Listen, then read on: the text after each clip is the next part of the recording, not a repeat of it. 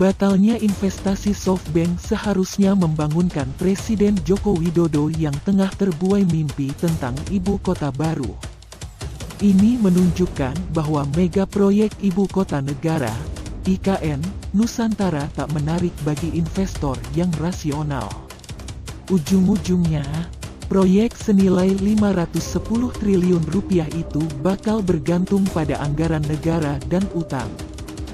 Jika itu yang terjadi, betapa besar beban negara akibat proyek impian Jokowi ini. Menurut kabar yang dilansir media Jepang, Nikkei, pada Jumat lalu, SoftBank menyatakan tidak lagi berinvestasi dalam proyek IKN Nusantara di Penajam Pasir Utara, Kalimantan Timur. Investasi untuk Indonesia hanya akan disalurkan melalui skema SoftBank Vision Fund, yang membidik perusahaan rintisan atau startup.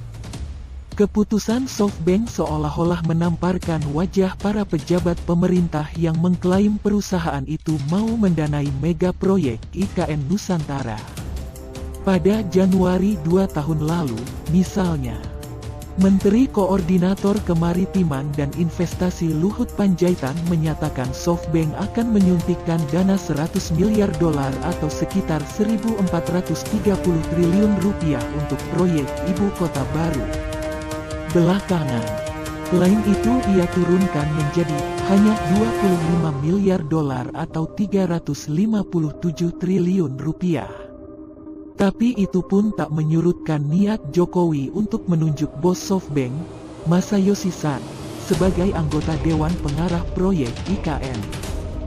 Klaim kosong terjadi bukan hanya ihwal SoftBank. Pemerintah juga mengumbar kabar kabur soal komitmen investor dari Timur Tengah. Pemodal dari Arab Saudi dan Uni Emirat Arab diklaim bakal menjadi penyandang dana proyek perkotaan modern hingga kawasan industri hijau bernilai ratusan triliun rupiah. Namun, sampai kini, belum ada satupun perjanjian investasi yang diteken.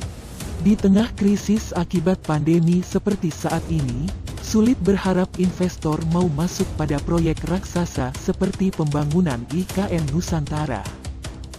Dalam kacamata pemodal, proyek jangka panjang semacam itu kalah menarik dibanding investasi langsung pada industri pertambangan, perkebunan, properti, atau sektor manufaktur yang imbal hasilnya lebih terukur. SoftBank saja memilih startup digital yang potensi pertumbuhannya lebih kentara, meski keuntungannya tak bisa diraih dalam waktu singkat. Pengusaha mungkin lebih tertarik menjadi kontraktor, bukan penyandang dana pembangunan IKN Nusantara. Di samping imbal hasil investasi yang tidak jelas, investor juga mencermati penyusunan Undang-Undang Nomor 3 Tahun 2022 tentang IKN Nusantara yang asal terabas.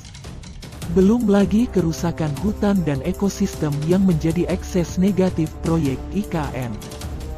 Pemerintahan Jokowi seharusnya paham bahwa investor di negara maju semakin banyak yang peka terhadap aspek legalitas, keberlanjutan, serta dampak lingkungan sebuah mega proyek. Siapa yang mau merugi bila di kemudian hari proyek ini batal karena dasar hukumnya dianulir, atau proyeknya dipersoalkan lantaran merusak lingkungan? Agaknya sulit membangunkan Jokowi yang kini sedang menggelar kenduri, Kendi Nusantara, di lokasi calon ibu kota baru. Alih-alih menghitung ulang risiko proyek mercusuar itu, Jokowi malah meminta para gubernur membawa puluhan kendi berisi tanah dan air dari seluruh penjuru negeri ke tempat kenduri.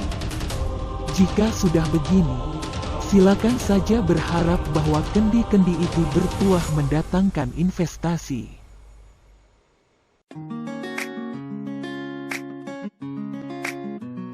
Demikianlah berita yang kami sampaikan. Jika Anda ingin update berita terbaru dari kami, silakan klik tombol subscribe atau langganan. Dan Anda boleh juga untuk men-share atau membagikan berita ini kepada teman-teman Anda yang lain. Terima kasih, sampai jumpa.